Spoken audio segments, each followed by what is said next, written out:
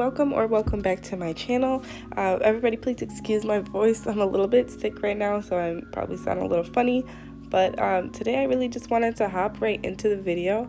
I have this sped up, but I'm just going in with my prep first. I push back the cuticles, then I cut down the nails, and then I'm going to go in with the sanding band and my cuticle bit and do all that. But I sped through all of this prep because my last video I made was a very in-depth video on how I prep nails for any type of enhancement and how I cut the cuticles. So if you guys are interested in how I do my prep, then you can just go ahead and watch that last video.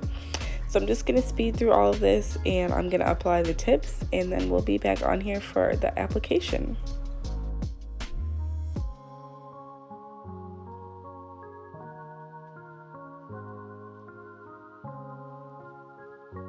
Here I'm doing something I don't do very often. I actually am blending in the tips to the natural nails, which, like I said, I don't do this all the time, but for the design we were doing, I wanted to, because these tips they are just a little bit thicker, so I just wanted to blend them in because I'm going to be doing an ombre with gel polish, because I don't have the colors I need in acrylic. So you guys know the technique where you put the gel polish on the nail tip, you cure it, and then you proceed with your application. That's what I'm doing today. So I wanted to blend in the tips, and I actually did it on all the nails because I just thought, why not? Why only do it on the ones that I'm ombreing? So I'm just gonna do that. And I also I like this flared shape, or on the tip, the one that I've been doing on myself a lot. And this is my sister. She said I can do whatever I want, so I just went ahead and I did this shape on her as well. So I'm just taking the sanding band to put that shape into the tip before I do my application.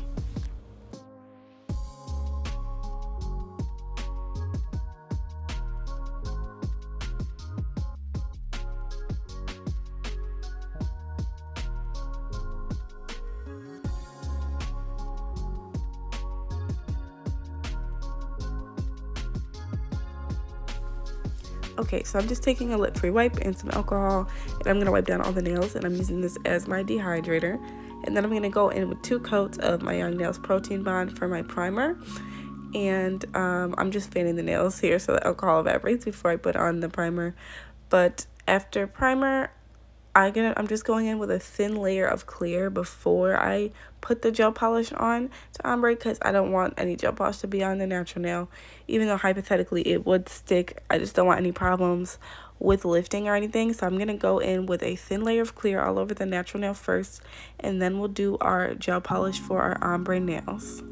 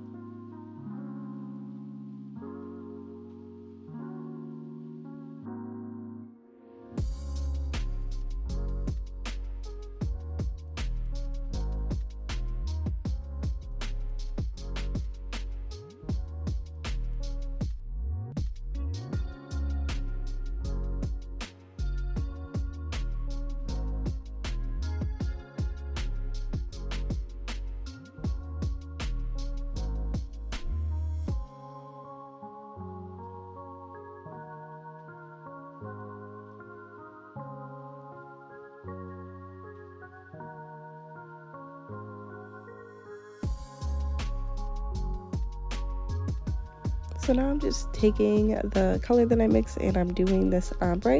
All the colors that I used are from Madam Glam.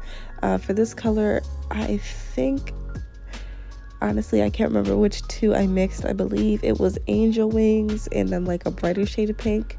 And then I used the green, which is called Sassy Grassy, I believe. I'm just trying to go off the top of my head, guys. I'm sorry. And then the blue, and it was called Sky Blue, I believe. If you guys are interested in the colors, just leave it on the comment. I'll give you the exact color names. So I'm just taking those on every other nail. Those are the fingers that are going to have the ombre, and I'm going to put that in the light and cure it, and then I'm going to go back and repeat those same steps on her opposite hand.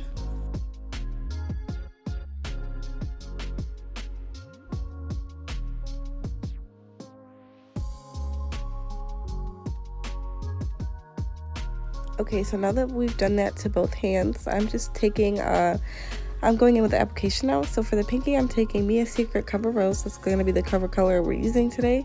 And I'm just going to start to ombre that down.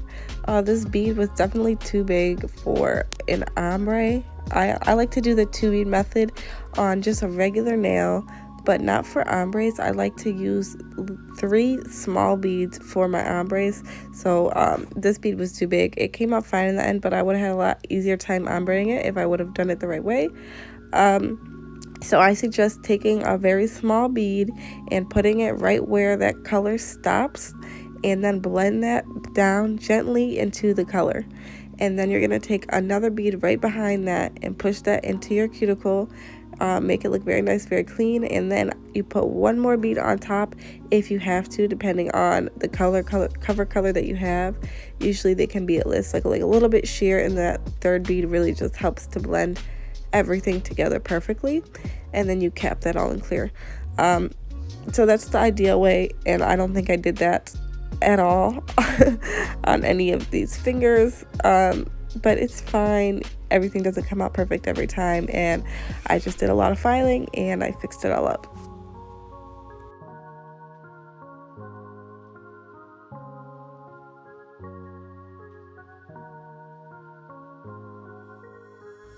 So you guys are going to see me pick up this really big bead and then place it on the nail, and then I'm just waiting for it to polymerize, and it really just never fully polymerizes, and I'm trying to work with it and it's just not moving the way I want.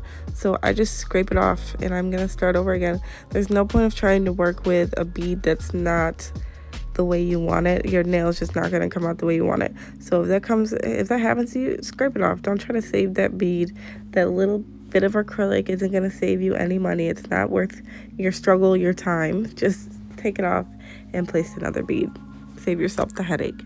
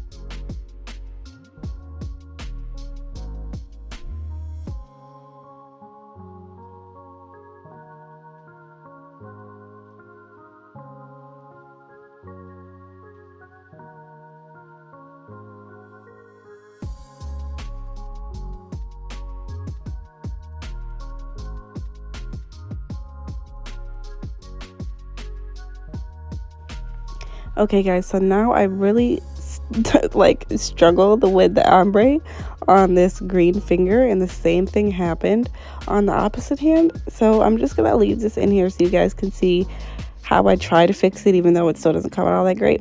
This first bead was for sure too wet, and I kept trying to work with it and make it happen and wipe it off and blend it down again. I should have just wiped the whole thing off when I first placed it, and I noticed it wasn't how I wanted, but I didn't, and I kept trying to work with it. And I'm gonna end up wiping this off later when it's already like too hard to wipe the whole thing away, and it's just gonna give me a much harder time ombreing. And I just wanted to leave this in here because I'm still a beginner and I still mess things up sometimes, but I still make sure it all works out in the end. I just figure out a way to make it work. And I already knew that this finger was going to be covered in 3D flowers anyway, so the ombre wasn't super important that it was perfect, but of course I wanted it to be perfect. So yeah.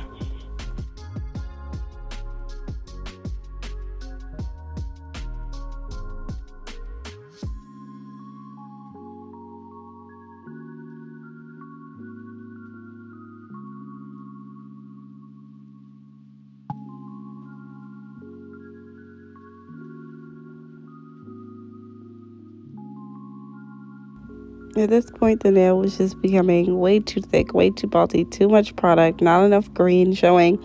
It just wasn't working. So yeah, I'm about to wipe it off, and I wiped it off with my hands. Also, don't recommend that unless you're wearing gloves. You don't want to leave acrylic and monomer on your hands, or you could cause yourself to develop an allergy to it, and that would suck for you. So don't do what I do, please.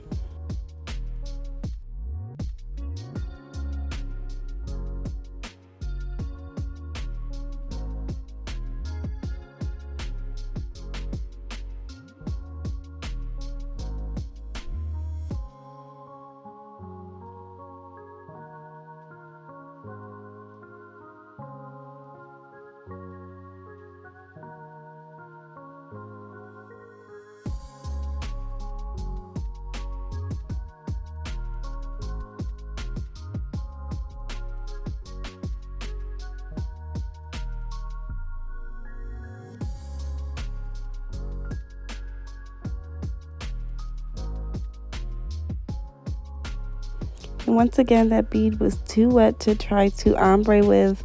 It's just smushing the product down. It's not, it just wasn't doing what it needed to be doing. I'm happy I got this on camera so I could watch it back and see my mistakes, because at the time I was like, what the hell is going wrong with this nail? Why can I not ombre it? And like I said, I already had this problem on the opposite hand, so I'm like, oh, it's the green, it's just too hard to ombre.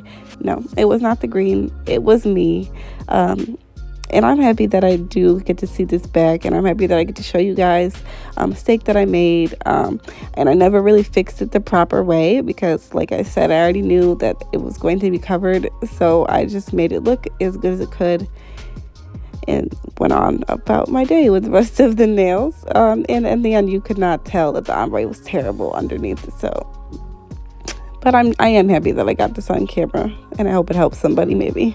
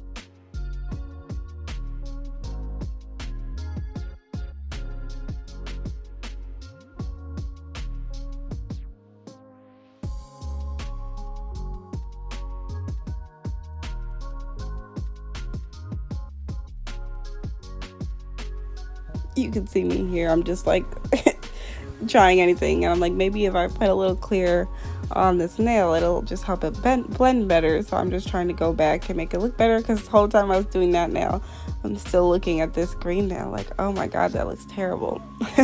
um, but yeah, it was just a lot going on this day. You guys probably keep seeing the camera shaking and everything. We had both of my kids in the house. This was my sister, like I said. So we had both of my kids in the house. We had her son, we had my other nephew, we had my two brothers, and my little sister. So that's like, what, 7 kids running around asking us questions. And they're like, oh, we want to go home now, and rushing me. And it was a lot. So yeah, I don't know. That's not why my application sucked, but hey, there's a little excuse, I guess.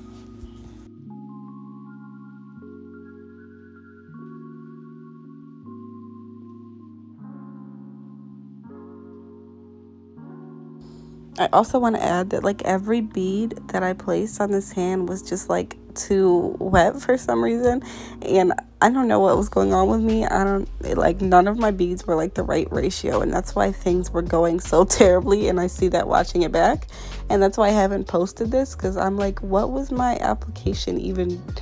No, that's why this is like a watch me work and not a tutorial, because Lord, this was looking rough for a while. I don't know what was going on. I don't know, maybe because I had the air conditioner on and it was so cold, they just weren't setting up as fast as they usually do. And I don't know, guys. But in the end, wait till we get to the nail art. Just stick it through for me, guys, because the nail art makes it, and it comes out so cute, I promise.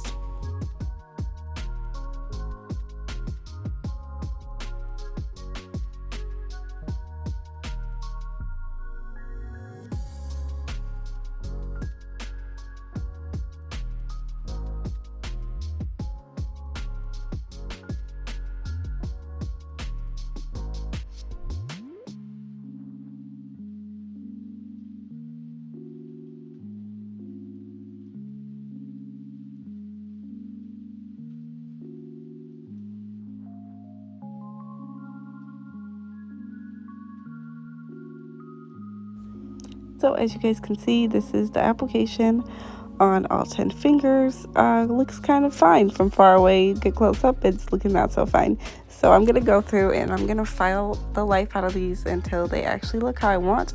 And I am filing the free edge, even though these are like flared or moon cut or whatever the shape is called, just to get any like pointy, like really sharp pointy parts and to make both sides even. So I'm first going in with my hand file over the top of the nail, over the side walls, refining my shape.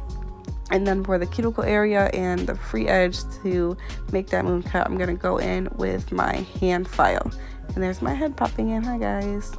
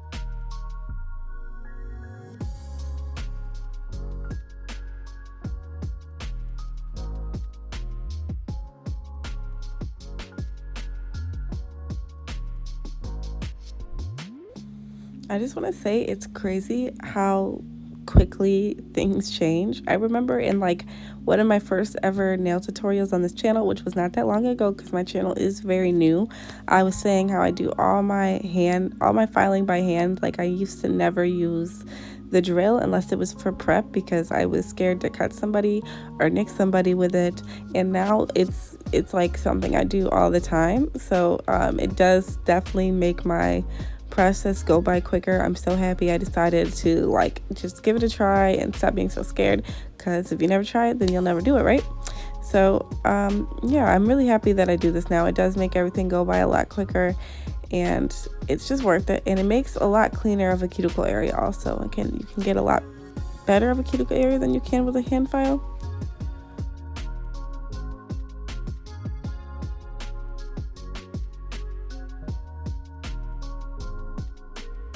Okay, now what you guys have all been waiting for, the nail art. I'm gonna go in with my Beetles matte top coat on the nails that I'm going to be doing the French tip on, because I don't buff nails. It's just a personal preference. I've had problems in the past with nails chipping, like polish chipping, and I don't want to troubleshoot it. Like I don't want to try things out to see what doesn't make it chip, because that means somebody's nails might possibly chip. So I just like to do what I know it works. So I don't buff because I know my polish won't chip.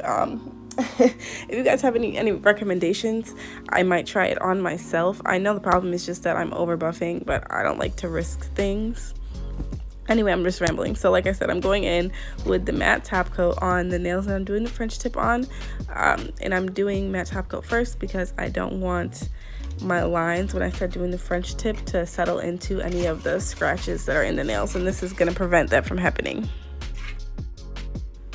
Okay, so now that I've got all my colors laid out on my palette, I'm taking my Beetles nail art brush. It's the longest one I have, and I'm just using that to create this French tip. And this first pointer finger is going to keep going in and out of focus because I can't help but put my head in the camera. I'm sorry guys, just it will get better in one of the next nails that we do. I apologize. But yeah, like I'm just taking that to do the French tip, and I'm just going to speed through this part because like I said, this keeps going in and out of focus.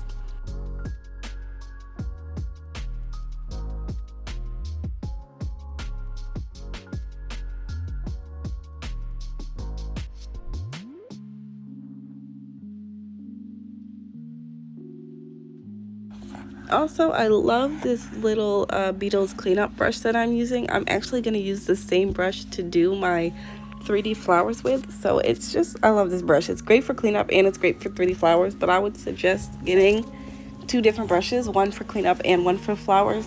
It's just going to make it easier because the monomer and the alcohol mixture in the brush is going to make it flare and stuff. And they're pretty inexpensive, but they are my favorites.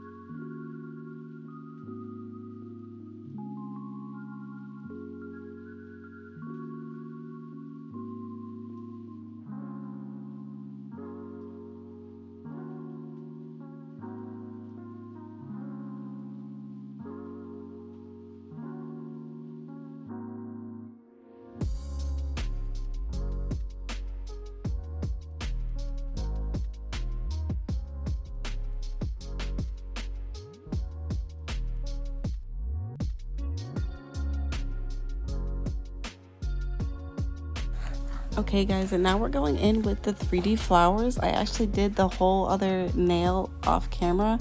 I thought I was recording and it wasn't, and then I realized, I was like, let me make sure after I got the first petal done in this hand. So good thing I checked, or you wouldn't have had a flower nail. But this is like my, this was like my third time ever doing these type of flowers on a nail. I feel like I'm pretty good at 3D roses. I have a tutorial of that on my channel, and I feel like those are actually easier than these type of flowers in my opinion. These, I don't know, it's like you have to have the petal spacing perfectly right, and it's just kind of hard for me sometimes. And I don't know if you should be putting the rhinestone on the because I want the center to be a rhinestone, so I didn't know if I should make the flower and then put the rhinestone, or put the rhinestone and then do the flower around it. But I didn't want to get acrylic all over the rhinestone, and I'm just so happy that this was my sister and not a client, because I did have a client who wanted a hand full of these flowers, and I'll insert a picture of how those came out, because I did those like a couple days later, so this was really good practice for that, and they came out really cute. So I'm happy I got to try this out on my sister before I did it on a paying client, because it would have just been very stressful for me.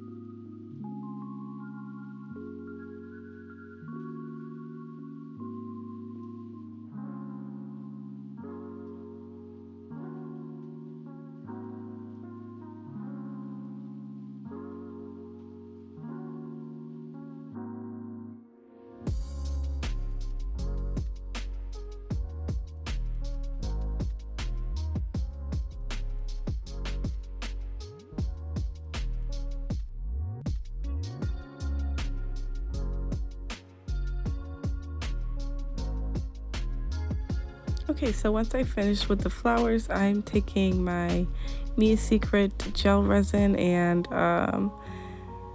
this really broken, what is this called? Wax pencil. I've actually got a new one since then, but this made it so hard to pick up the rhinestones because my wax pencil, the tip broke off. So it made it hard for no reason. But I'm taking these really teeny tiny rhinestones, the smallest ones I have in my collection, and I'm just going, bringing them all down the sides of, like, all along the lines of the French.